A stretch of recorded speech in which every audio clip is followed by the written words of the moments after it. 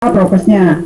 Izinkan saya berkenalan ya, kalau yang sudah kenal juga nggak apa-apa, untuk menjalin silaturahmi. Nah, jadi saya kenalan dulu ya teman-teman sahabat-sahabat semua. Uh, Nama saya Indah Mudayati. Nanti teman-teman kalau ingin kenal lebih dekat, ya kalau yang sudah dekat ya makin dekat kan gitu ya. Di Bitly Profil Endang 2022, tinggal diklik aja nanti ya. Nah gitu. Terus emailnya nih, kalau teman-teman suatu saat ya ingin ya kita silaturahmi, sharing-sharing keberhasilan teman-teman atau implementasi teman-teman untuk konservasi dan efisiensi energi, bisa lewat email ya. Jadi yang saya taruh di sini adalah email Gmail ya, endangwidayati4@gmail.com. Dicantumkan di situ nggih. Nah, kemudian ini nama WA atau telepon saya di 0815 878 2364. Nah, kemudian saya sambil berkenalan dengan teman-teman, mungkin kita akan lakukan game ya. Nanti siapa beruntung, itu yang disampaikan. Oke, saya coba putar dulu gamenya. Akan disampaikan sehari Udah sebelumnya belum di tempat Bapak Ibu ya? Sebelum pelaksanaan. Udah Bu. Udah ya? Oke, nggak terjadi delay ya? Oke, saya mulai ya.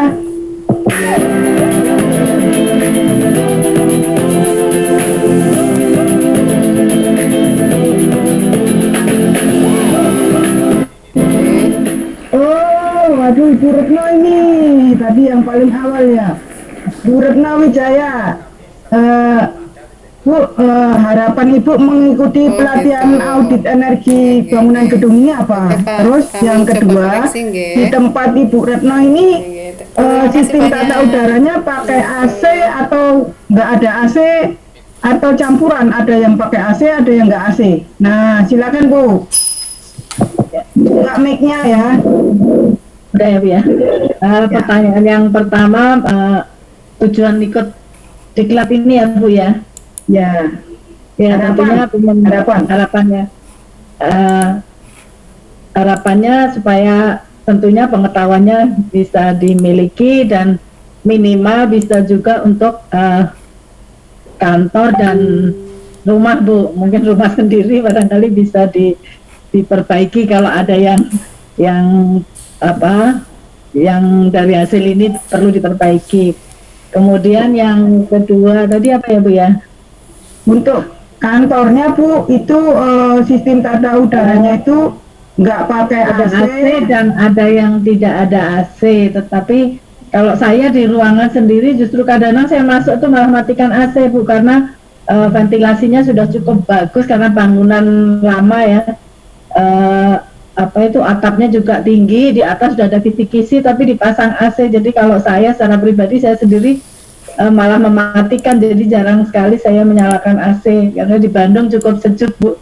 Ya, sudah sejuk ya di Bandung ya. Kadang-kadang di ruang rapat juga teman-teman juga malah kadang suka buka jendela aja, AC-nya dimatikan gitu. Karena cukup ini. Mantap ya. Jadi kalau habis pandemik mungkin kita prakteknya di tempat Ibu, nanti kita ngembangin natural ventilation Bu. Jadi Ibu barangkali nggak perlu pakai AC, Bandung kan sejuk ya. Ini itu ya.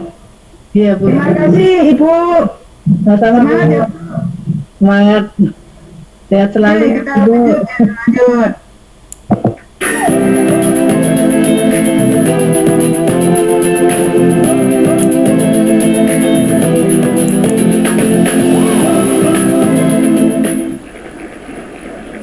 Nah, ini panggilannya Ayubi atau Aristia nih? Ada? Ada ya?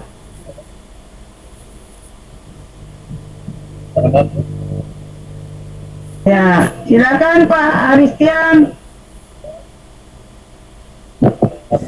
Pelatihan ini sih yang terkait akan energi atau konservasi energi ya.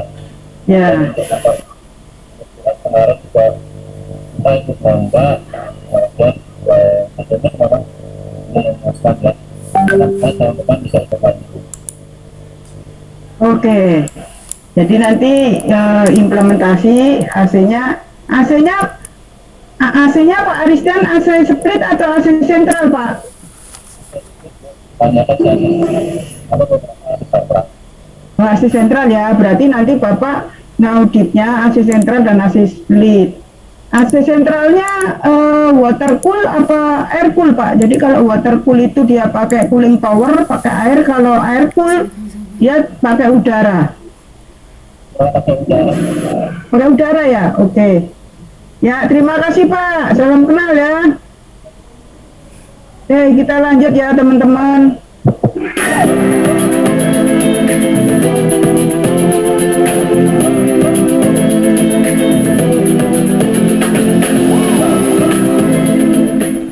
Pak Agus Nurdin. Pak Agus Nurdin monitor.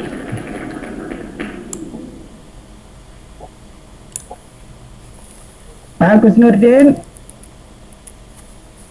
Oke, nggak ada ya. Kita lanjut.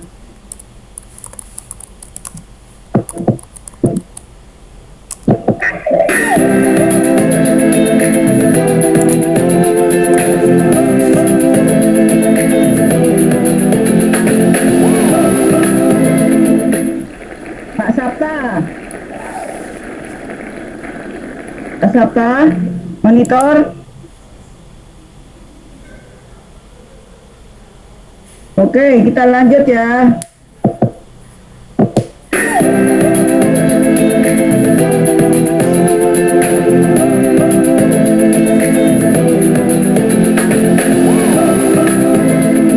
Pak Dendi ada nih, Pak Dendi. Silakan Pak Dendi.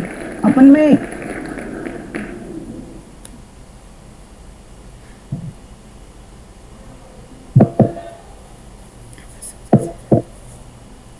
Oke, double ya, Pak Dendi. Mudah-mudahan ini deh, ada ya. Kita coba sekali lagi.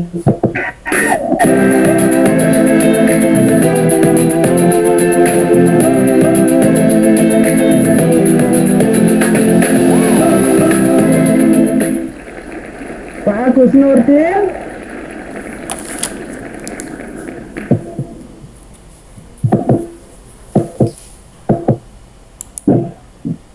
Oke, mudah-mudahan Pak Dwi deh habis ini. Mudah-mudahan ya.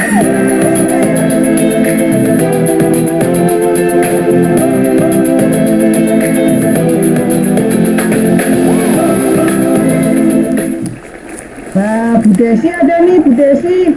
Silakan Bu Desi. Ya, hadir Mbak Bu. Ya, silakan. Ini tadi ini ya motivasi mengikuti pelatihan ini ya. Harapan sama tipe tata udara di kantornya apa? Apa full AC? Kalau full AC, AC-nya jenis apa? Atau ada yang sebagian nggak ber-AC? Nah, itu aja. Oke. Kalau harapannya sebenarnya apa namanya? Awalnya saya mengikuti ini kan karena di tempat kami kebetulan ada audit energi ya. Jadi ada audit energi dan selama ini kan saya sering ada kegiatan itu dan pengen tahu aja jadi saya harapannya setelah ini saya tahu mengenai kegiatan untuk audit energi sebenarnya komponen apa saja ya yang istilahnya dipertimbangkan atau diperhitungkan dalam kegiatan audit energi ini. Terus kebetulan di kami juga akan menyelenggarakan ISO 5001 ya tentang manajemen energi, jadi agak inline, jadi setidaknya harapannya saya tahu korelasi antara audit energi dengan manajemen energi ini, kemudian komponen-komponennya, kemudian istilahnya persyaratan apa saja, seperti itu sih kita. Terus kalau di tempat kami untuk AC-nya kebetulan ini saya pindah ruang baru dan AC-nya ini tidak ada AC-nya, jadi gabung sama AC sebelah. Begitu. Jadi AC-nya dalam keadaan rusak ya ini. Ya. rusak. Rusak Jadi ya? sama AC sebelah, kebetulan saya juga nggak terlalu suka yang terlalu dingin, sama sebelah itu untuk sistem pendinginannya sudah cukup gitu. Jadi saya sengaja nggak nyalakan juga, nggak melaporkan gitu. Jadi sudah cukup untuk dari segi pendinginan, seperti itu. Terima kasih. Oke.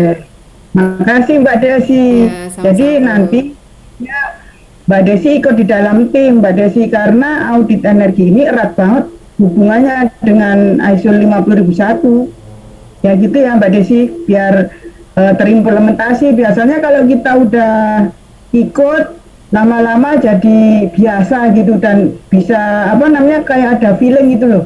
Oh, Kayak gitu. misalnya untuk ini poros, ini bisa ditingkatkan lagi untuk efisiensinya dan lain-lain. Jadi seperti itu Mbak Desi. Siap, siap. Nanti ditunggu loh ya, itunya apa sharing-sharingnya nih, mantap. Boleh. Terima kasih. Oke teman-teman, ya perkenalannya sekian dulu ya, nanti kita lanjut lagi. Terima kasih.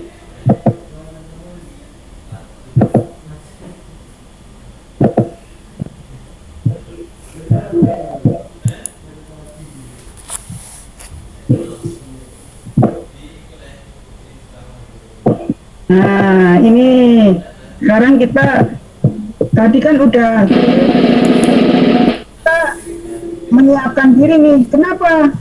Karena sesi ini adalah penting. Kenapa penting? Malah penting banget karena tata udara, sistem tata udara di bangunan gedung itu biasanya dia konsumsi energinya itu lebih dari 60% ya, dari total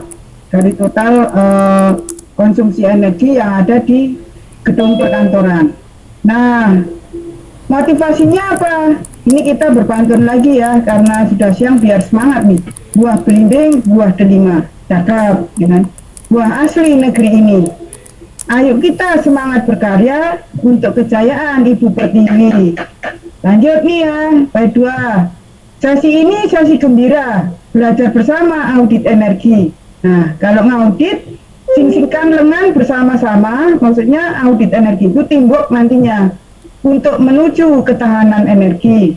Nah, ini teman-teman ya. Jadi, ayo kita semangat, siap, karena sesi ini hampir 60% konsumsi energi di bangunan gedung perkantoran khususnya ya, itu digunakan untuk sistem tata udara. Jadi, kalau teman-teman ngaudit energi di sistem tata udara mantep banget, nah itu insya Allah nanti hasil penghematan energinya juga luar biasa. Rekomendasinya tajam dan terpercaya, kan gitu ya. Oke, untuk sesi ini nanti kita akan selesai di jam 2. Tolong teman-teman nanti kalau udah mendekati bisa lewat chat dan lain sebagainya ya, karena masih ada materi selanjutnya. Materi selanjutnya apa?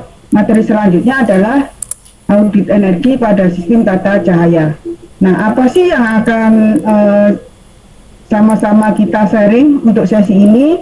Yang pertama, kita akan sharing mengenai sistem tata udara pada gedung perkantoran. Kemudian yang kedua, kita akan sharing mengenai bagaimana teknik audit energi pada sistem tata udara bangunan gedung. Jadi, baik yang nggak pakai AC atau natural ventilation seperti tadi ya, gedungnya udah ventilasinya cukup, di Bandung udaranya sejuk dan lain sebagainya, kita harus memperhatikan apa.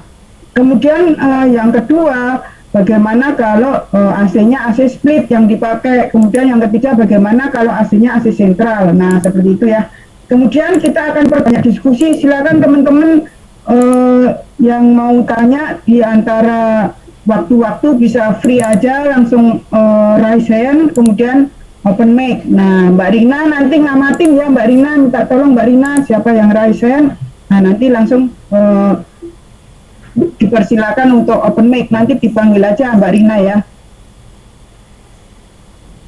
Oke, selanjutnya kita masuk ya, sistem tata udara pada gedung perkantoran. Nah, pertanyaannya sekarang nih teman-teman, sistem tata udara itu apa sih? Nah, ini sistem tata udara itu apa? Coba yang mau jawab. Kira-kira apa ya? Bisa lewat chat ya.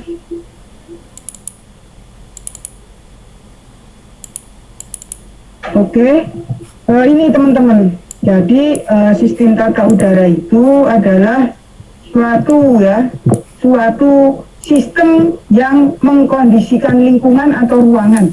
Jadi bukan mendinginkan ya, tapi mengkondisikan melalui pengendalian suhu, kelembaban nisbi atau sering disebut relative humidity, RH singkatannya. Kemudian aliran udara atau pergerakan udara, kemudian mutu udara atau kualitas udara yang sering dikenal dengan istilah yang sudah umum dipakai adalah indoor air quality, termasuk pengendalian partikel.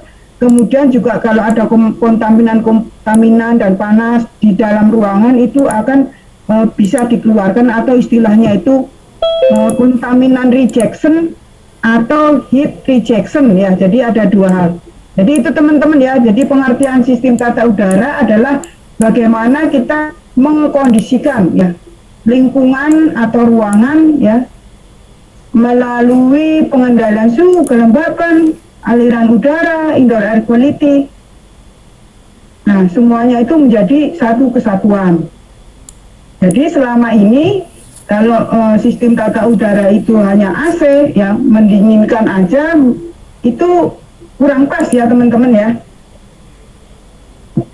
Nah, kemudian ini pertanyaan selanjutnya, fungsi dan tujuan sistem tata udara itu apa sih? Nah, tujuannya yang pertama, kondisi ruangan agar nyaman, kenyamanan secara termal. Kemudian penghawaan yang cukup, kemudian kualitas udara yang cukup.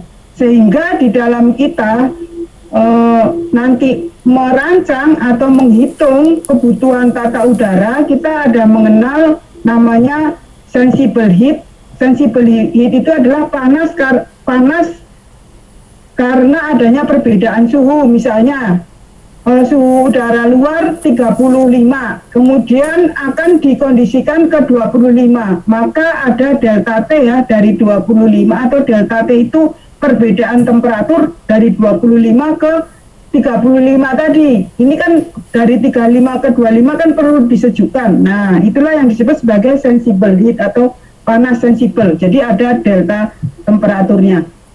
Kemudian yang kedua, jangan lupa ada juga namanya panas laten, panas yang diserap atau dikeluarkan gitu ya untuk perubahan fase. Misalnya apa? Misalnya ya uap air yang ada di udara itu nanti terkondensasi berubah menjadi water atau liquid. Nah, kemudian ada lagi refrigerannya.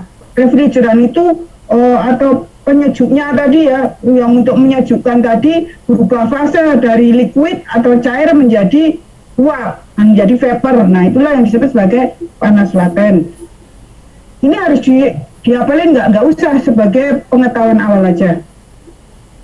Kemudian ada beberapa hal terkait satuan pendinginan atau penyejukan. Yang terkenal itu adalah 1 ton refrigeran itu sama dengan 12.000 BTU, British Thermal Unit. Jadi thermal, panas tapi bukan panas hot gitu ya, tapi panas thermal.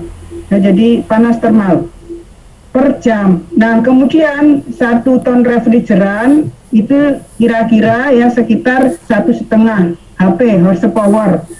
Nah, atau sekitar 9.000 BTU per jam. Jadi teman-teman, kalau teman-teman punya peralatan penyejuk udara atau pengkondisi udara, entah itu AC sentral, entah itu AC split, itu biasanya ada di nameplate-nya berapa BTU per hour kapasitas pendinginan atau cooling capacity-nya. Nah, sebelumnya kan sudah ada sharing terkait pengumpulan data sekunder ya. Nah, salah satu data sekunder itu biasanya kita sudah punya catatan ya, jumlah alat pengkondisi udara yang ada di gedung kantor kita. Gedung kantor orang lain juga nggak apa-apa sih ya. Jadi sudah ada punya alat, punya datanya, kita tinggal minta. Kemudian nanti ketika kita menuju lapangan atau survei, nah kita cocokkan. Oh, AC dengan kode sekian itu benar nggak ditaruhnya di sini dan lain sebagainya. Nah, mungkin itu ya. Jadi kita untuk peralatan pengkondisi udara, karena dari berbagai multidisiplin. Barangkali kalau ada istilah-istilah yang kurang familiar bisa ditanyakan. Kalau sekarang sih rasa-rasanya familiar banget ya, karena sudah ada Google, sudah kita nyari apa aja ada di situ. Nah, seperti itu. Tapi nggak menutup kemungkinan ketika nanti teman-teman selesai mengikuti pelatihan, kemudian mau melakukan audit energi atau mau sharing lagi materi-materi ini kepada rekan-rekan di kantornya maupun tetangga-tetangga dan lain sebagainya, ada hal yang belum clear, boleh teman-teman nanti bisa komunikasi lewat email, lewat WA, silakan aja. Karena silaturahmi kan harus terjaga ya. Salah satu tujuan mengikuti pelatihan ini sebenarnya juga menjalin silaturahmi. Nah, kemudian teman-teman, ini ada beberapa referensi yang urgent ya, dari beberapa referensi yang urgent yang menjadi guidance kita ketika kita lakukan audit energi pada sistem tata udara bangunan gedung. Jadi yang pertama ada PP 16 tahun 2021 tentang pelaksanaan Undang-Undang 28 tahun 2002 tentang bangunan gedung. Nah, di sini di PP 16 tahun 2021, kalau teman-teman mau ya membuat rumah baru atau merenovasi rumah, merenovasi kantor, ya membuat kantor baru ya, itu building code-nya semuanya ada di situ. Jadi bagaimana pencahayaan, bagaimana penghawaan, di situ juga ada kriteria-kriteria terkait dengan efisiensi energi. Nah, di situ di building code. Jadi silakan teman-teman nanti bisa download. Itu ada 3 lampiran, masing-masing ada 700 halaman, ada yang 459 halaman, ribuan halamannya gitu ya. Jadi nanti tinggal di-search aja kebutuhan teman-teman apa, misalnya plumbing, oke, instalasi mechanical, oke, kemudian tata udara, oke, kemudian ventilasi. Nah, itu syaratnya apa aja di situ ada semua. Jadi tinggal kita mengikutinya. Nah, good news-nya, nah ini sekarang sedang dikembangkan namanya SIMBG, Sistem Informasi Bangunan Gedung. Jadi nanti IMB dan lain sebagainya itu harus menyertakan untuk gedung kantor ya, itu ke depan syarat-syarat bangunan gedung hijau. Jadi sudah online, kemudian akan diverifikasi. Tapi sedang dibangun ya, entah nanti berjalannya kapan. Kemudian yang kedua, referensinya adalah SNI 6390 2020 tentang konservasi energi sistem tata udara pada bangunan gedung. Jadi teman-teman, kalau teman-teman nanti search ada SNI 6390 tahun 2011 itu sudah diupdating atau dimutakhirkan dengan SNI terbaru 6390 tahun 2020 tentang konservasi energi sistem tata udara pada bangunan gedung. Cuman karena ini dibuatnya tahun di rapat teknisnya itu tahun 2018-2019, ini belum mengakomodir kebutuhan penyesuaian terhadap pandemi COVID-19.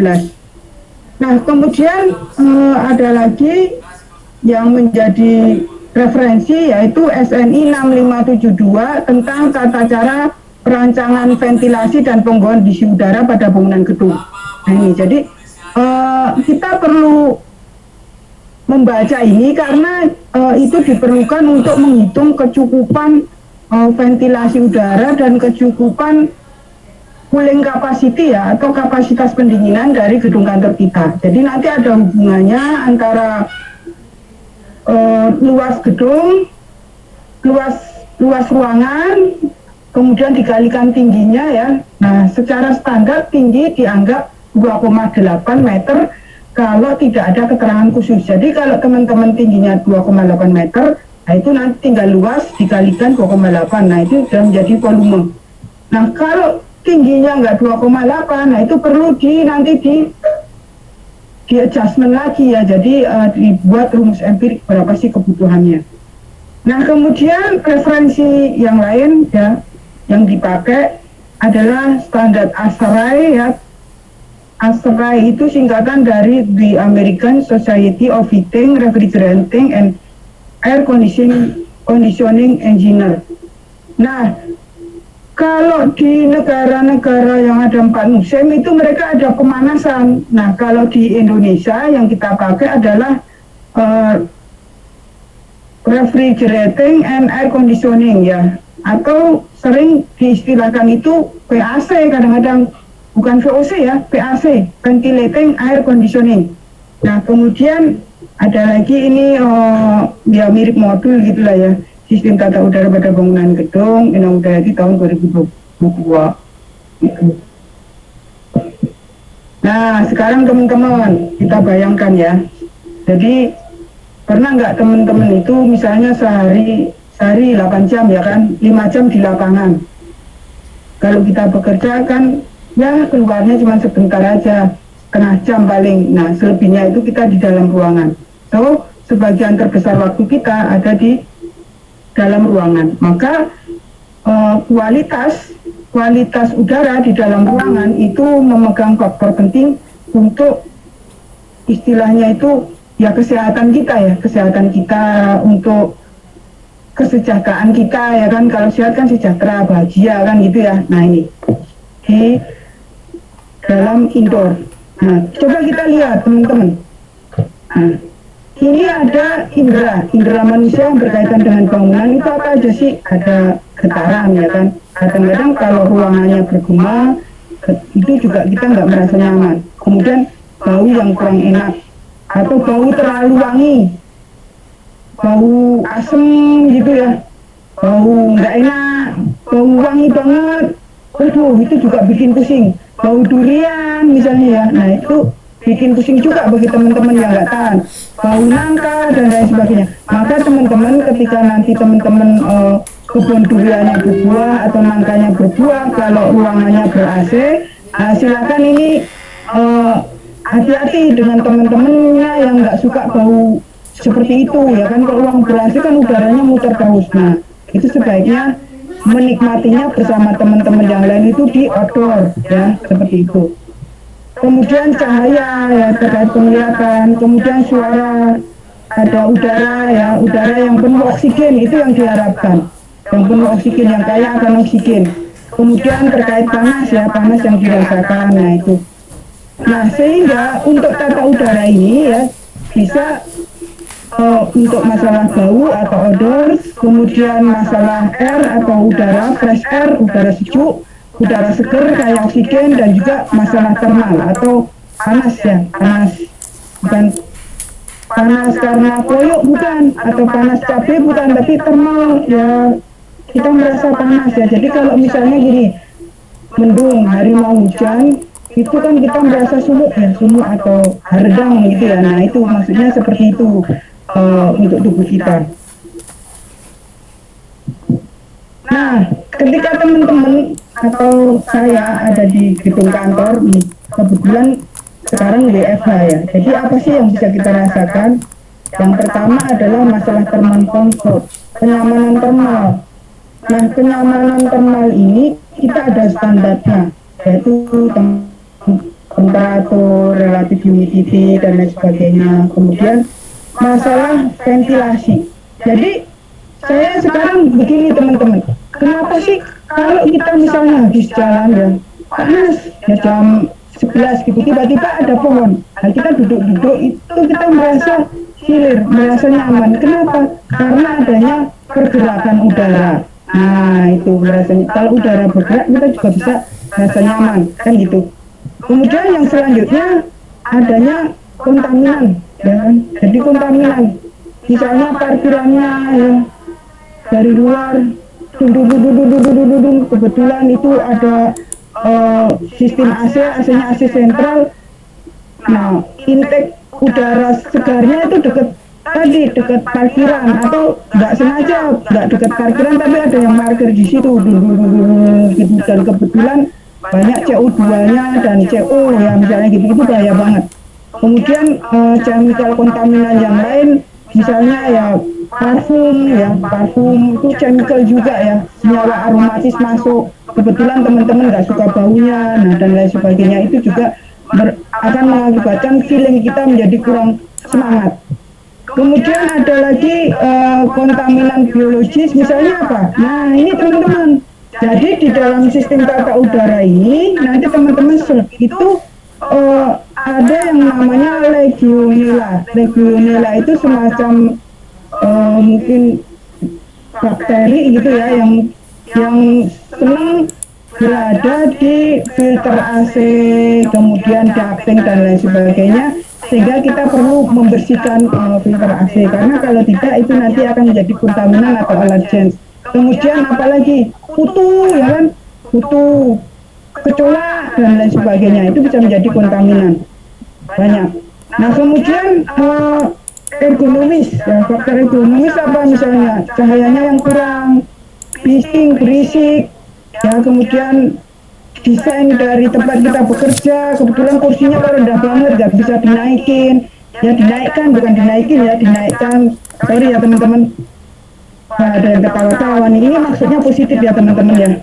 Kemudian stres di tempat kerja, waduh habis kerja ini langsung lagi ya tanpa adanya break ataupun bening-bening ya kan, refresh ya, dan lain sebagainya, itu juga menyebabkan kontaminan. Kemudian personal faktor, nah ini ya personal faktor personal, kadang-kadang ini juga yang kita rasakan di tempat kita bekerja.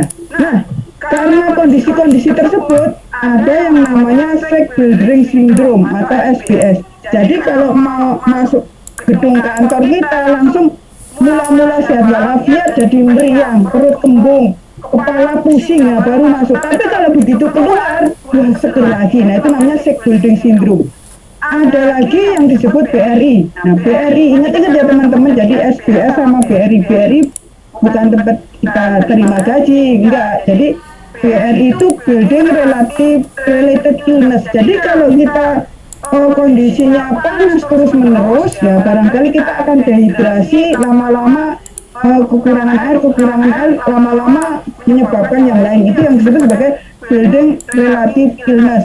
Nah kemudian apalagi misalnya oksigennya kurang, banyak CO2 polutan.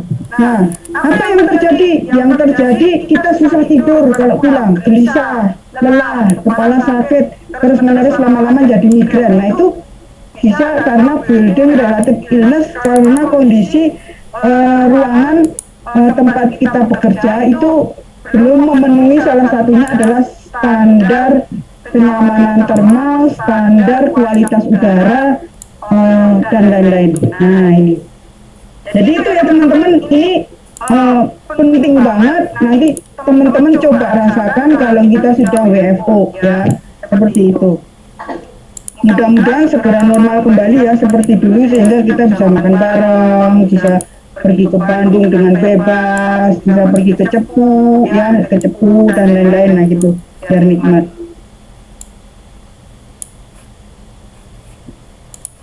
Oke, sebelum kita bicara mengenai bagaimana kita menghemat, kita harus paham masalah gedung yang sehat. Gedung yang sehat itu ya ada 9 parameternya.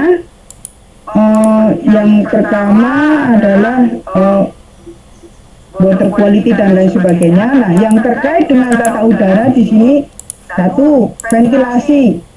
Kemudian yang kedua, kualitas udara. Kemudian yang ketiga, thermal, ya thermal health. Jadi kondisi temperatur dan suhu udara maupun kelembapan yang bisa kita terima dengan nyaman. Kemudian moisture, yaitu kelembaban. Kalau terlalu lembab itu kita juga nggak nyaman. Kalau terlalu kering, jadi kita juga nggak nyaman. Contoh, kalau di gunung, ya di gunung, misalnya di Bandung, Lembang lah ya, di gunung itu teman-teman merasa sejuk apa merasa panas? Sejuk ya, dingin malah. Nah, tetapi kulit menjadi kering, ya jangan, sehingga teman-teman jadi nggak lembab, kulit kering menjadi cepat keriput. Nah itu karena apa? Karena kelembabannya terlalu rendah, relatif humidity-nya hanya 40%, sehingga belum sempat berkeringat langsung udah menguap sehingga kulitnya kering ya. Nah, kita butuh pelembab dan lain sebagainya itu kalau kondisinya seperti itu. Kemudian masalah debu, partikel-partikel, dan kalau yang pestisida ya, misalnya semprotan anti nyamuk ya, kemudian mungkin semprotan pewangi dan lain-lain lah itunya. Nah itu juga akan berpengaruh pada healthy breeding. Boleh sih kita pakai itu, tetapi harus ada rejection atau dikeluarkan, harus ada pertukaran udara melalui ventilasi. Nah seperti itu teman-teman ya. Oke?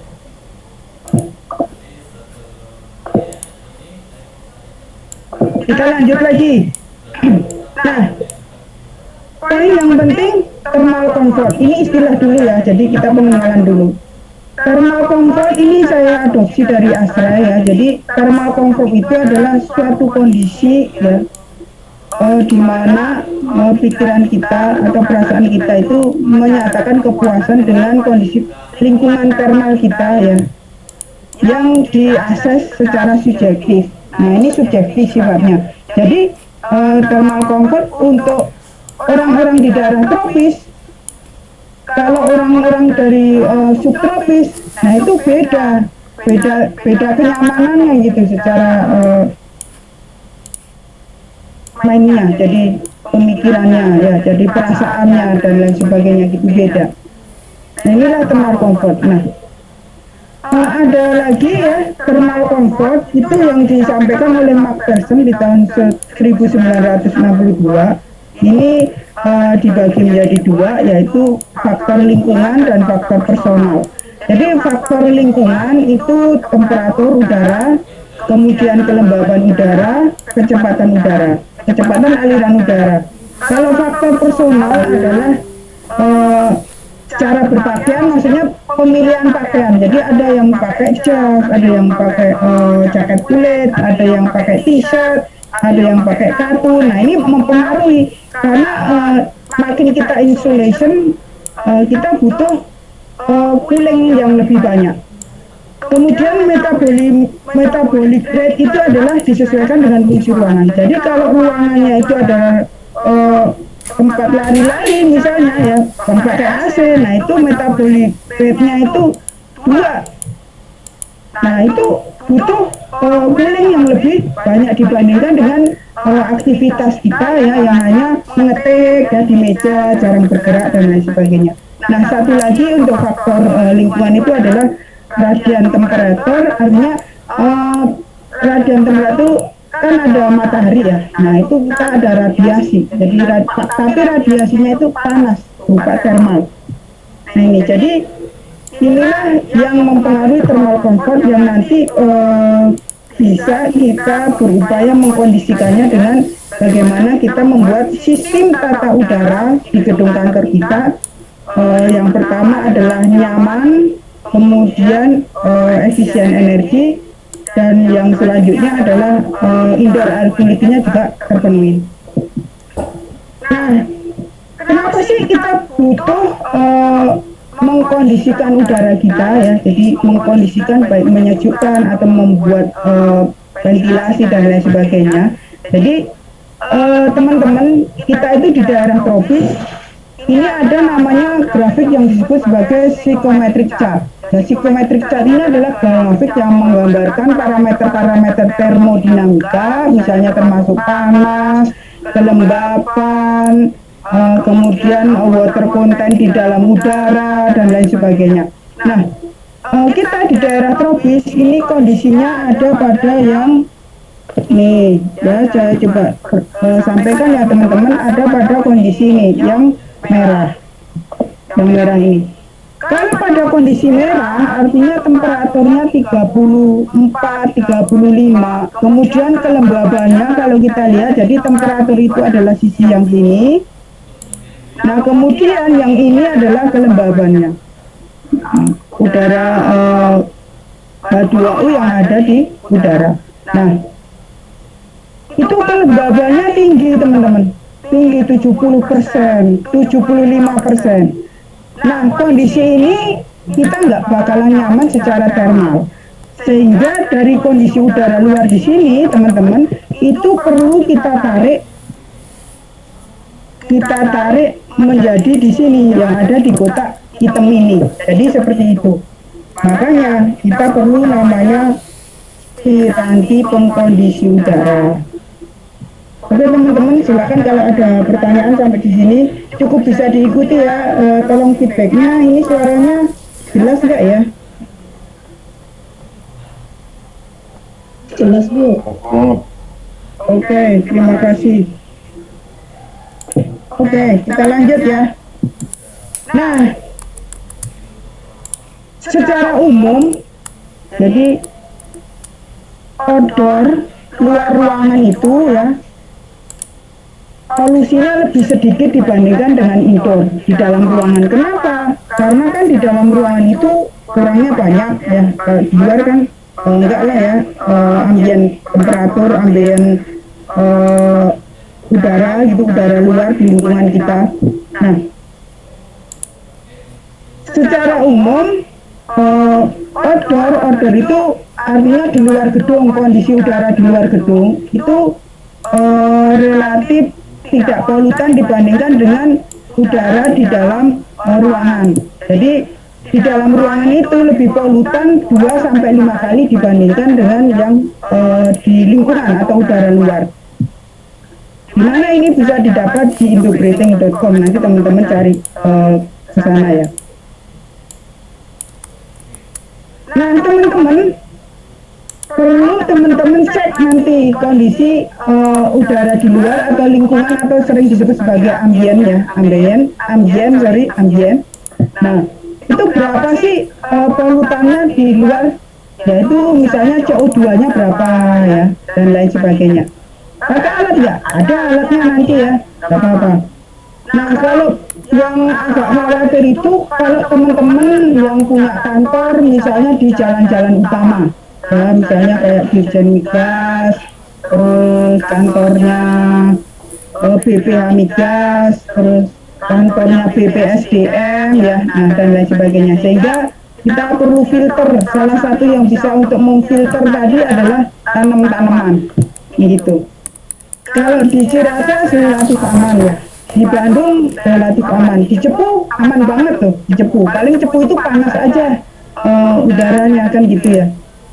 Yang paling jauh teman-teman ini dari mana ya? Ada yang dari Sawalunto nggak ya? Belum ngecek ya. Kayaknya nggak ada ya. Nah itu. Oke ya.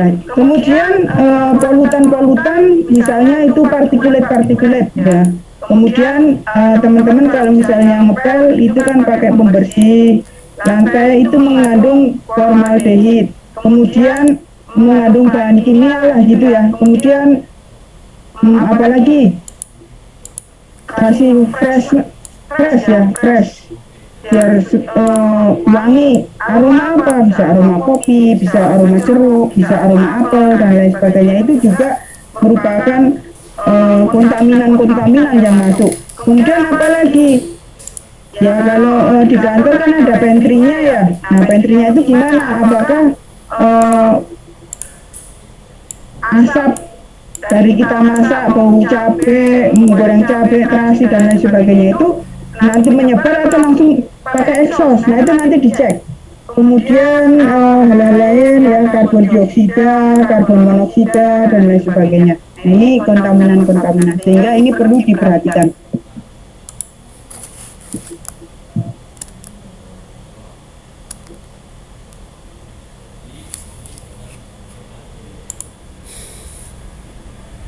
Nah teman-teman, ini standar untuk indoor air quality. Kita bisa melihat di standar ASHRAE. Kemudian yaitu terkait ventilation, indoor air quality, dan thermal environment condition for human occupancy. Nah, di standar ASHRAE 62.1 untuk ventilasi terkait indoor air quality, jadi bahwa indoor air quality ini menjadi sangat penting. Kemudian yang standar ASHRAE nomor 55 itu tentang thermal environment condition untuk orang ya, untuk orang. Jadi thermal condition, kondisi thermal. Jadi kalau ruangannya terlalu panas banget, kita juga nggak nyaman. Bekerja juga banyak errornya. Setelah itu banyak gangguan-gangguan, misalnya sakit kepala, kemudian bernafas kurang enak dan lain sebagainya. Jadi itu gangguan-gangguan apabila indera air kuliti nggak terpenuhi. Kemudian selanjutnya di Astray ya, untuk yang 62.1 mengenai indera air kuliti itu disebutkan bahwa kontaminan ya untuk CO2, CO itu karbon monoksida. Jadi kalau kita pembakaran, misalnya bakar sampah dan lain sebagainya, itu kan ada CO2-nya, ada CO, kemudian BBM ya dari kendaraan kita itu juga ada CO2-nya, ada CO. Kemungkinan ini bisa masuk juga ke dalam ruangan apabila tempat parkir ya dan lain sebagainya itu berinteraksi dengan dalam ruangan gedung kantor kita. Nanti coba dicek. Nah, kalau untuk karbon monoksida itu 5 ppm maksimal. Kalau formaldehid 0,1 ppm. Partikulat ya partikel-partikel debu dan lain sebagainya 10 mikron atau sering disebut PM10 itu 50 mikrogram per meter kubik. Kemudian volatil organik kompon itu ya tadi itu ada formaldehid, kemudian kalau kita ngecat itu kan ada senyawa kimianya juga ya. Nah itu sekitar 1000 mikrogram per meter kubik. Kemudian apabila dikorelasikan itu mungkin di 400 part per billion. Jadi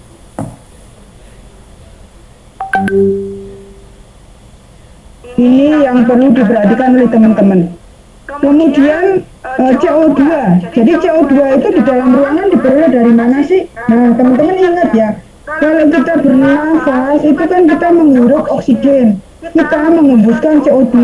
Kalau di ruangan itu oksigennya sedikit, nggak ada udara segar dari luar yang diinjeksikan, orangnya bertambah, maka CO2-nya akan banyak. Sehingga teman-teman, ini kita perlu ukur juga CO2-nya. Ya, jadi biasanya CO2 antara udara luar dengan CO2 di dalam ruangan itu lebih besar CO2 di dalam ruangan. Nah, kalau CO2-nya di luar ruangan udah sangat tinggi, berarti itu daerah polusi. Apa solusinya?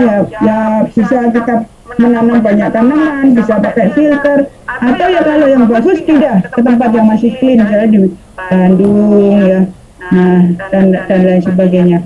Nah kemudian temperatur dan relatif humidity atau kelembaban relatif itu sekitar 24 sampai 27 derajat Celcius. Kemudian kelembabannya 60 sampai 65%. Ini kita mengetahuinya nanti gimana? Nah, santai teman-teman ya. Nanti saya coba step by step di sana. Nah kemudian teman-teman ini ada namanya comfort calculator. Nanti teman-teman bisa download ya. Saya download.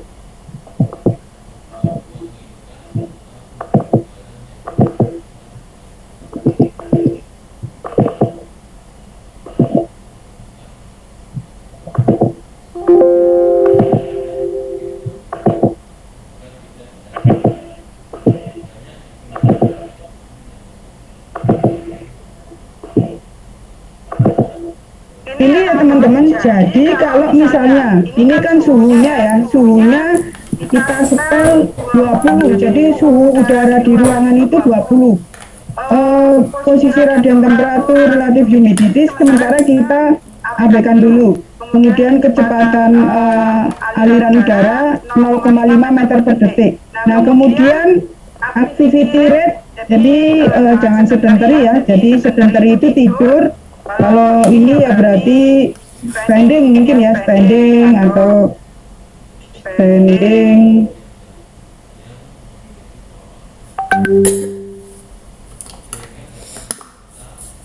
mungkin sedentary standing, berdiri mungkin berdiri ya. Nah, ya Lu gambarnya belum keluar ya? belum keluar. Harusnya ya sudah saya cek dulu.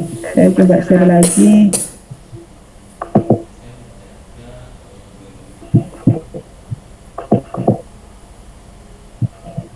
Thank you Pak ya, sudah diingetin Pak.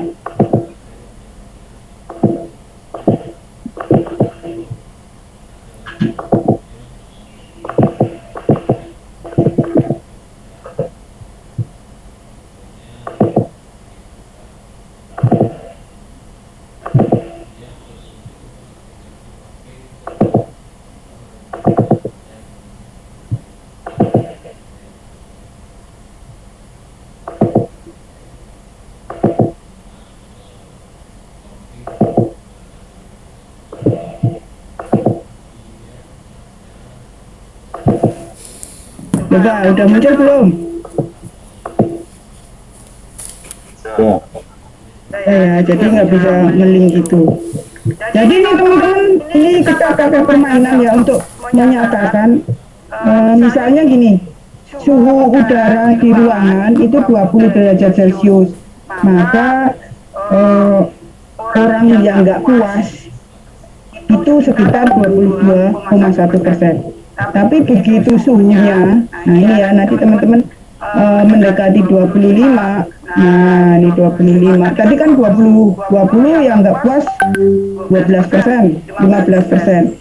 Nah, begitu suhunya ruangan itu diubah menjadi 25, dikondisikan ke 25, maka orang yang dissatisfied, yang kurang suka, yang nggak puas itu hanya 6,9%. Coba kalau suhunya itu ditarik lagi menjadi lebih dingin, 19 misalnya gitu, jadi orang yang kedinginan enggak itu yang nggak puas, nggak suka itu menjadi 30, yang nggak nyaman 30%. Nah itu teman-teman ya. Jadi ini nanti bisa teman-teman coba untuk menjelaskan. Kalau kita nyetel AC suhunya rendah banget, itu selain boros energi, kita juga merasa nggak nyaman. Nah kan gitu. Nah coba ini kita tarik ke 25 ya, 25 derajat. Nah, di 25 derajat ini, yang tadi 20% yang merasa nggak nyaman cuma 5,8%. Nah, memang sih kita nggak bisa memuaskan 100% ya kan, tapi di bawah 5% is okay lah, no problem. Dengan catatan, pakaiannya yang pakaian katun biasa, light business suit. Coba kalau kita pakaiannya pakaian tebel banget ya, pakai jas, udah pakai sarung, pakai jas, jaket kulit. Nah misalnya dengan suhu 25 ini nggak puas mereka, nggak nyaman, sehingga butuh temperaturnya diset lebih rendah. Nah inilah tadi yang di thermal comfort menurut Pearson tahun 1962 itu adalah cloth, CLO, cloth ya, faktor pakaian. Tapi bukan berarti terus kita pakainya tipis-tipis ya. Ya itu karena kita juga harus memikirkan juga masalah kesopanan ya, nah, dan lain-lain ya, masalah budaya dan lain sebagainya. Nah itu teman-teman ya. Coba kalau kita ya, kita pakaiannya ya di ini light business stuff, trouser shirt ya, trouser sama skirt. Kalau suhunya 19, 80% orang merasa nggak nyaman banget, karena dingin banget ini.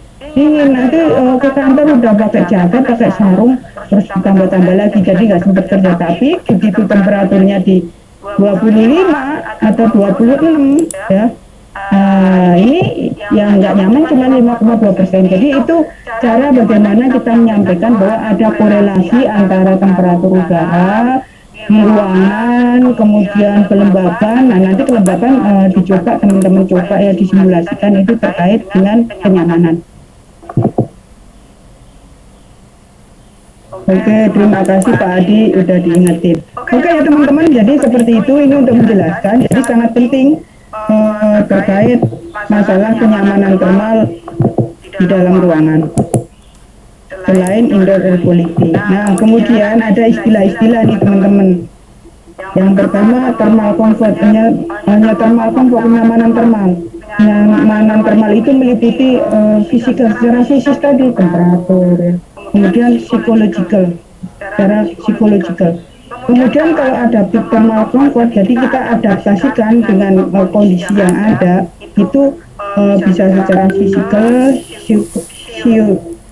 fisiologikal, perilaku, dan psikologis. Nah ini ada 1, 2, 3, 4.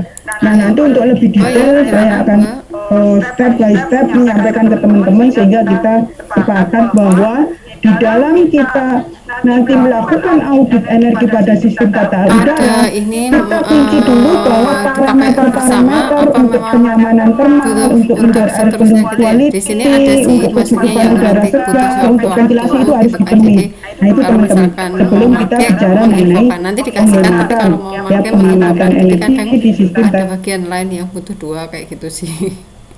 Gitu-gitu kira-kira tata memungkinkan nggak? udara. Nah itu Sering ya? terhadap thermal comfort ini dari gini, di satu ruangan yaitu ada yang dia pakai cuman wall air Rapat conditioning, online-nya memang kemudian sering ya kalau piranti di pengkondisi udara PPK. plus ditambah dengan purifier, kemudian di Ya Bandung nanti tak ini yang konfirmasi pakai sama. natural ventilation Nanti itu tak kasih, tapi maksudnya jendela-jendela tanpa AC, tak kasih kemudian akun, ada tapi nanti maksudnya kalau pas mau natural pakai ventilation minta tadi tolong konfirmasi ventilasi soalnya alami kan ditambah ada dengan yang mungkin mechanical sama-sama gitu ya, ventilation, ada yang misalnya sama ditambah bagian itu mekanis, dia misalnya mungkin apa, kipas kayaknya sama angin, gitu kemudian menurutnya kayak gitu. ditambah lagi Dua atau tiga kayak gitu. turbin ya, ya apa itu yang muter di atas, nah muter di atas ya, jadi yang Iya, biasanya jadi dipakai di ada gudang dan lain sebagainya. maksudnya Di kita Wisma Konservasi kasih Bebas tapi dan KIB maksudnya DKI coba konfirmasi lewat kalau Google nanti nanti kan ada hasilnya kelihatan di atasnya itu ya, gitu. ada Nanti tak telepon Mas Oden, coba.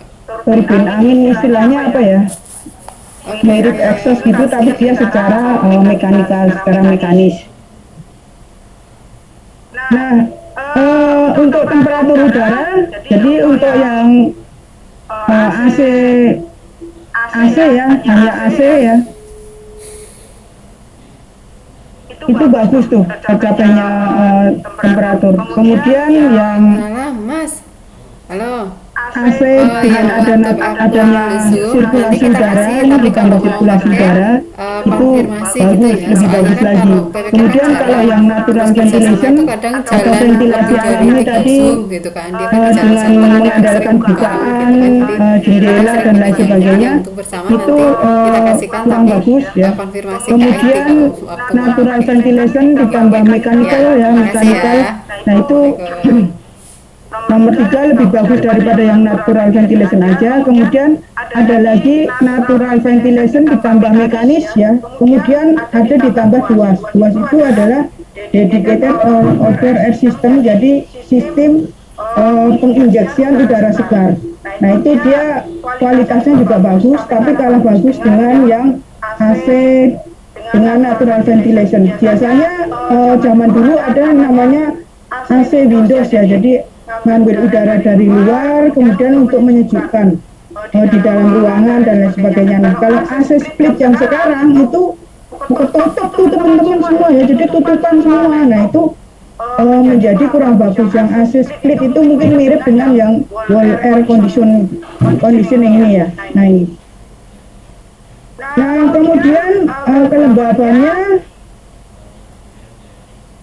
yang pertama AC bagus ya, kemudian AC plus natural ventilation ya bagus, kemudian natural ventilation ya ventilasi alami ini kelembabannya nggak bisa diatur, kemudian natural ventilation dan mechanical ventilation tadi pakai kipas angin atau pakai wind turbine ya, wind turbine yang di atas itu istilahnya apa ya, untuk mengeluarkan angin ya, untuk mengeluarkan udara panas.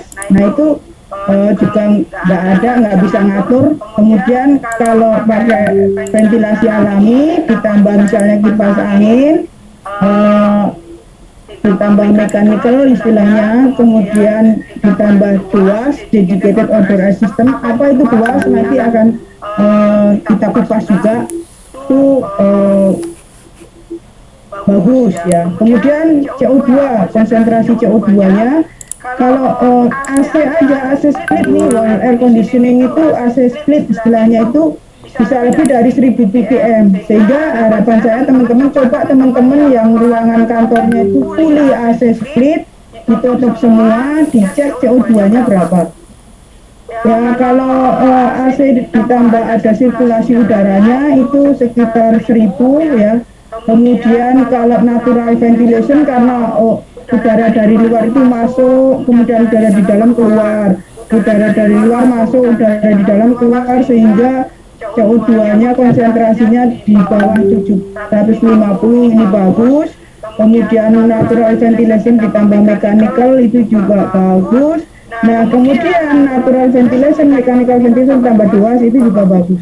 Sehingga teman-teman kalau gedungnya sudah banyak pakai natural ventilation, ya barangkali nanti perlu dikaji ulang selaku auditor energi untuk sistem tata udara, perlu nggak ditambah AC atau cukup dengan natural ventilation ditambah mechanical ventilation ditambah luas. Nah, seperti itu.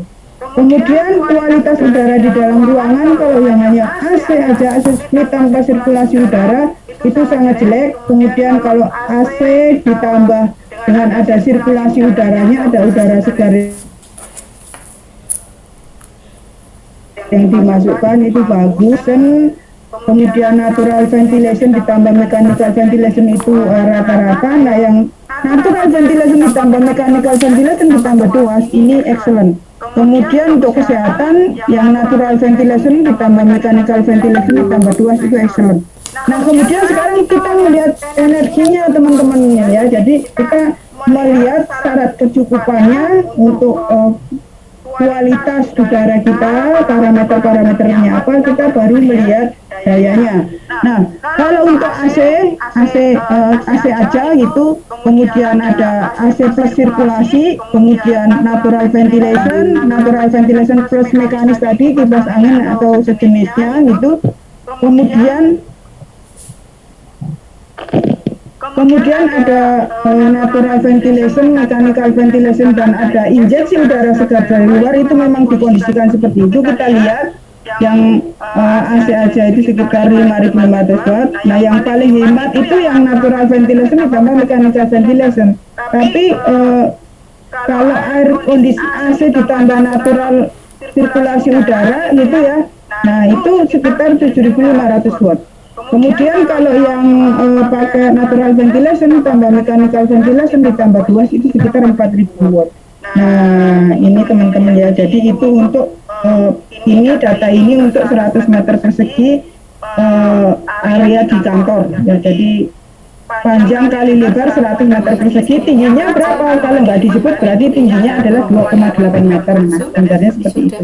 Jadi seperti itu ya teman-teman. Jadi sekali lagi untuk mengkondisikan udara ya, membuat udara di dalam ruangan itu memenuhi kebutuhan kita secara kenyamanan thermal ya, kemudian kualitas udara dan lain sebagainya, kita bisa melalui AC, kemudian kita bisa melalui AC dengan ada ventilasi, kemudian pakai ventilasi alami ditambah dengan peralatan mekanis, misalnya tadi kipas angin, kemudian ada lagi peralatan mekanis yang seperti di Wisma Konservasi, kemudian ada lagi ventilasi alami ditambah ventilasi mekanis, kemudian ditambah udara segar yang diinjeksikan dengan alat yang disebut sebagai 2C dedicated outdoor air system. Nah, di musim pandemi ini teman-teman banyak gedung-gedung yang baik ber-AC ya, sudah ber-AC, AC sentral maupun AC split, menginjeksikan udara segar melalui buas. Untuk apa tujuannya? Untuk menyegarkan udara, kemudian untuk dilute ya, mengencerkan kalau kemungkinan di dalam ruangan itu ada virus, ada partikel-partikel dan lain sebagainya. Jadi seperti itu teman-teman.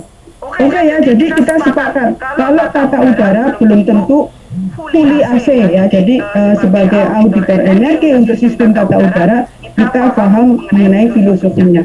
Sehingga nanti ketika implementasi apa sih yang paling cocok dengan gedung kantor kita, teman-teman bisa mulai melakukan assessment. Nah, kemudian sistem tata udara atau sering dikenal ya, orang kan kadang-kadang nulisnya VAC itu sebenarnya meliputi dua aspek.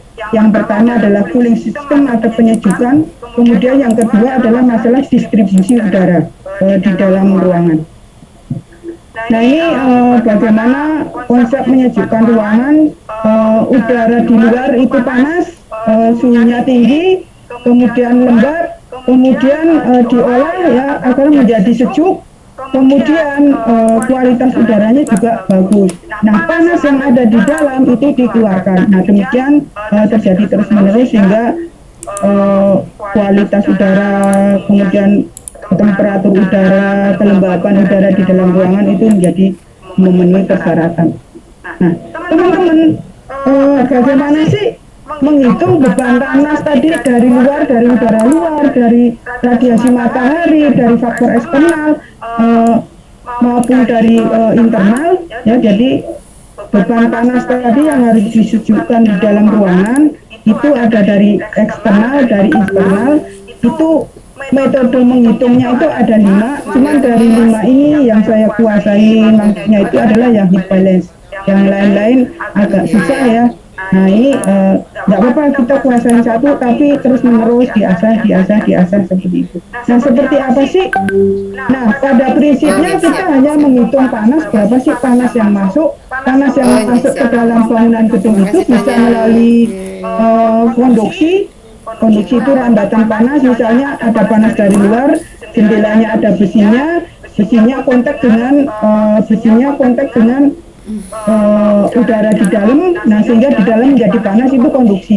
Kemudian ada yang konveksi itu dari udara kemudian masuk melalui celah-celah, udaranya panas langsung masuk ke dalam, nah itu disebut sebagai konveksi. Atau dari radiasi, misalnya radiasi matahari ada panasnya, di situ ada jendela kaca ya, misalnya kaca nembus dari kaca langsung masuk ke dalam, nah itu perpindahan panas dari luar. Nah, kemudian ada juga yang perpindahan panas yang dari dalam. Dari dalam apa aja sih? Orang, teman-teman. Jadi orang penghuni. Makin padat penghuninya, berarti beban panas di dalam ruangan makin banyak.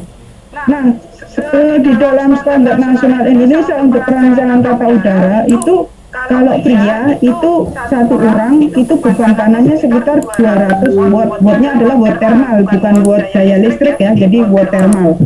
Kemudian kalau wanita itu 135. Nah, barangkali ada perbedaan ini mungkin karena dagingnya banyakkan pria kali ya. Nah, atau bagaimana. Nah, itu sudah ada di SNI, jadi tinggal kita ikutin aja. Kemudian dari apa lagi? Dari peralatan-peralatan yang ada di dalam ruangan. Misalnya apa? Di dalam ruangan ada kulkas. Nah, itu juga panas. Kemudian ada proyektor, fokus ya, proyektor zaman dulu ya, sekarang fokus, masih ingat zaman dulu aja ya.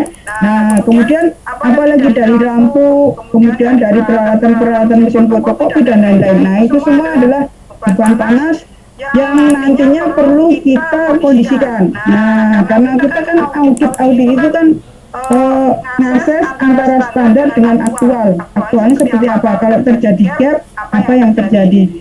Nah, kemudian kita cari peluang-peluang kalau untuk energi ya, untuk menghemat energi, menghilangkan pemborosannya atau mengurangi pemborosannya. Nah, kita bisa menghitung secara manual atau menghitung secara simulasi. Kalau menghitung secara manual, maka kita menghitung beban panas dari luar, beban panas dari dalam. Nah, itu dihitung. Kemudian kita bisa menghitung secara simulasi. Untuk menghitung panas manual, teman-teman, kalau teman-teman tertarik, karena ini waktunya cuma 3 JP, saya mau sharing dengan teman-teman, dijadwalkan aja. Mungkin pertemuan 4 kali ya, seminggu sekali, itu bisa kita melakukan perhitungan secara manual, karena kan mesti step by step, kalor yang masuk, kemudian dari luar ke dalam, kemudian kalor atau panas yang ada di dalam yang harus dikeluarkan, dan lain sebagainya, itu harus dihitung. Nah, untuk menghitung eksternal load ya, atau dari eksternal itu kita bisa melakukan dengan perhitungan simulasi. Jadi ini contoh perhitungan simulasi gedung kantor PKSDM BTKE ya. Jadi gedung kantornya jauh sebelum musim pandemi. Jadi waktu itu saya masih muda belia ya, masih teenager gitu, jadi semangat simulasi. Kalau sekarang ya yang lain semangatnya kan gitu ya. Nah ini ya, jadi ini disimulasikan posisi kantor nih. Kantornya itu ternyata posisinya miring kalau dilihat dari atas ya, dari geografik Indonesia. Kan Indonesia itu ada di berapa? 6 derajat LU, 11 derajat LS, 95 derajat bujur timur sampai 141 derajat bujur timur ya, bukan bujur barat. Kalau bujur barat, waduh luas banget nih negeri kita. Nah itu, jadi seperti itu teman-teman. Nah kita simulasikan sehingga diperoleh ini beban panas yang masuk melalui kaca, melalui genteng ya, atap, ya dan lain-lain. Nah ini bagian yang atas itu yang panas nih, panas yang lantai 3 itu panas. Kebetulan ruangan saya di sini sejuk ya. Di kondisi yang sejuk sehingga ini total teman-teman eksternal panasnya itu 62.000 watt. Kenapa kok diambil bulan Agustus ya? Bulan Agustus itu bulan yang panas. Kalau teman-teman ambilnya di bulan Januari ini kayaknya nggak mencerminkan cooling load dari luar, karena kalau kita mau ngitung cooling load agar kecukupan istilahnya peak loadnya itu di mana, nah itu cari yang panas, yang di bulan-bulan panas. Nah seperti itu, sehingga diperoleh 62.000 watt. Tinggal apa yang dilakukan? Tinggal menghitung berapa sih luas ruangan di PPSDM KIBTKI di kantornya itu ya, lantai 1, lantai 2, lantai 3, dan juga jumlah orang dan peralatannya. Nah itu nanti kita hitung satu persatu. Kalau pria tadi 200 watt thermal ya, watt thermal sekali lagi ya, bukan buat daya listrik. Nah kalau wanita 135, tinggal dikali seluruhnya luas ruangan berapa dan lain sebagainya, ketemulah itu beban panas yang dari dalam dan dari luar. Nah seperti itu teman-teman. Nah kemudian selain kita ngitung beban panas, kita juga ngitung namanya kebutuhan ventilasi. Sekali lagi kadang-kadang yang saya sampaikan ini ketika kita pakai AC, yang AC split terutama nih, ini sudah nggak ada laju ventilasi sama sekali, jadi itu bikin kita nggak suka, nambah udaranya muter aja. Nah kalau di rumah gimana caranya? Ya misalnya AC dinyalakan, nanti setiap 2 jam itu jendela dibuka, agar apa? Agar kontaminan-kontaminan di dalam ruangan itu bisa keluar. Nah itu yang disarankan ya. Nah seperti itu. Jadi ini teman-teman ada kebutuhan udara. Jadi untuk misalnya nih di kantor ya, untuk ruang istirahat, nah ini kan mendekati istirahat nih, itu sekitar 5 kubik feet per orang. Kemudian atau 2,5 liter per detik per orang. Nah kemudian terkait meter perseginya kita perlunya 0,6 liter per meter persegi. Nah nanti kita akan ada caranya menghitung teman-teman. Nah ini adalah laju ventilasi sebelum adanya pandemi COVID.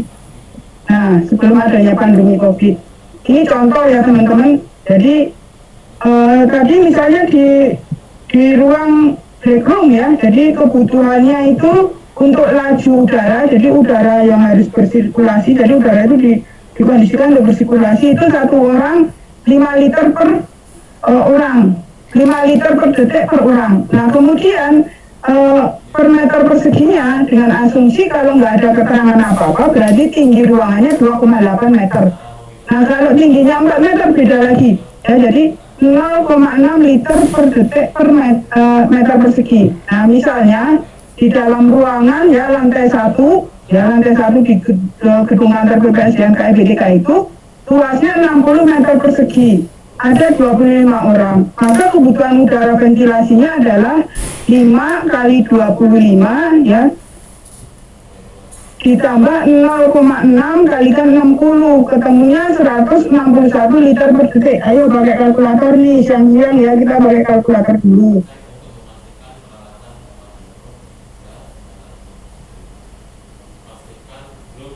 Sudah kita pakai kalkulator ya.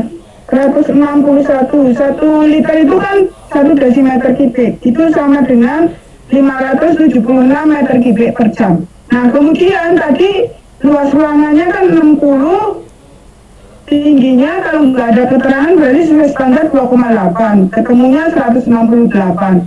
Maka air change ya, atau istilahnya aja laju ventilasi udaranya itu adalah 576 dibagi dengan 168. Dari mana 168? 168 itu dari 60 kali 2,8. Ketemulah ACH-nya itu 3,4. Nah, untuk penyesuaian dengan pandemi COVID, itu biasanya ditambah 2 kalinya ya, sehingga menjadi misalnya menjadi 6 ACH. Maka berapa sih udara yang harus dimasukkan? Berarti 6 dikalikan 168. Nah, sehingga yang harus dimasukkan itu adalah 1008 meter kubik per jam, teman-teman. Sehingga itu memerlukan peralatan lain yang bisa injeksi udara segar, atau kita bisa bikin inovasi untuk injeksi udara segar. Nah, kemudian ini yang ada di SNI 6390 tahun 2020, karena ini ngacu pada ASRA ya sama persis ya. Jadi saya cuma membandingkan aja sama persis karena memang diadopsi dari sana.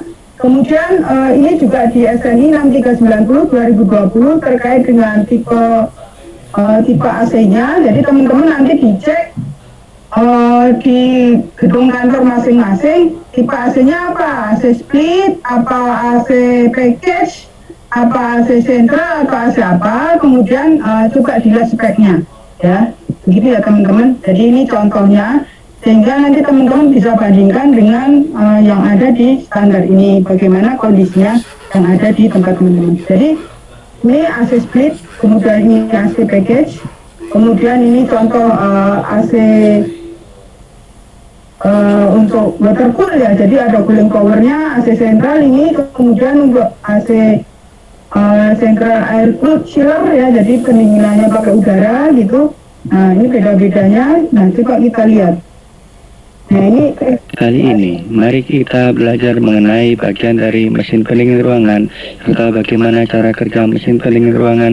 Terdapat beberapa bagian di dalam mesin tersebut yang mempunyai fungsi saling berkaitan antara satu komponen dengan yang lainnya. Mari membahas mengenai komponen pada pendingin ruangan jenis split. Pada umumnya, pendingin ruangan terdapat dua bagian yang nantinya akan saling berkaitan, yaitu inner unit serta outer unit. Inner unit merupakan bagian yang ada di dalam ruangan, sedangkan outer unit adalah bagian yang diletakkan di luar ruangan. Pada bagian indoor terdapat beberapa komponen penyusun. Komponen penting dalam indoor unit adalah evaporator. Evaporator sendiri biasanya berwarna kuning keemasan yang terbuat dari tembaga dan terdapat sirip-sirip besi. Bagian lain di dalam indoor unit adalah kipas motor. Kipas motor akan bergerak jika mesin pendingin ruangan diaktifkan, serta ada controller yang nantinya akan mengontrol sistem pendingin ruangan serta kelistrikan pada mesin pendingin ruangan. Nantinya terdapat pula pipa penghubung antara unit indoor dan outdoor unit. Sekarang, mari kita menuju ke outdoor unit. Pada outdoor unit terdapat unit kompresor. Kompresor dapat dikatakan sebagai jantung pada sistem mesin pendingin ruangan.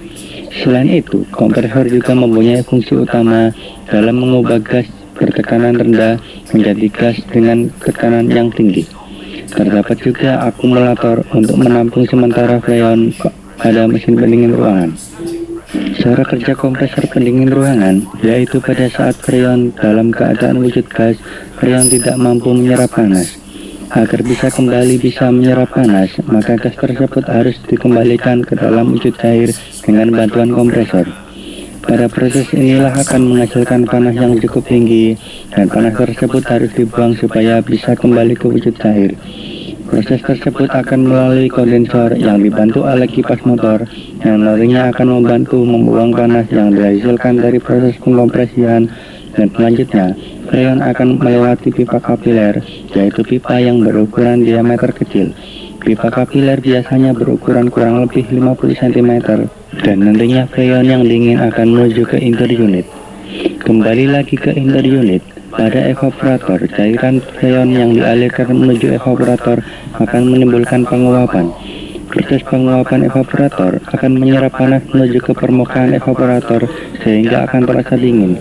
Dingin itulah yang kemudian akan dimanfaatkan oleh mesin pendingin untuk mendinginkan suhu udara yang ada di dalam ruangan.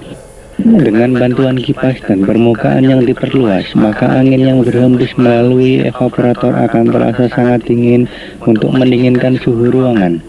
Sederhananya, proses aliran freon tersebut akan terus berulang hingga sistem dinonaktifkan. Demikian cara kerja mesin pendingin ruangan yang perlu diketahui serta beberapa komponen penting yang harus dipahami dengan baik. Semoga bermanfaat. Oke teman-teman, jadi itu cara kerja AC sebagai pengetahuan kepada teman-teman ya sebelum kita lakukan audit energi di sistem tata udara.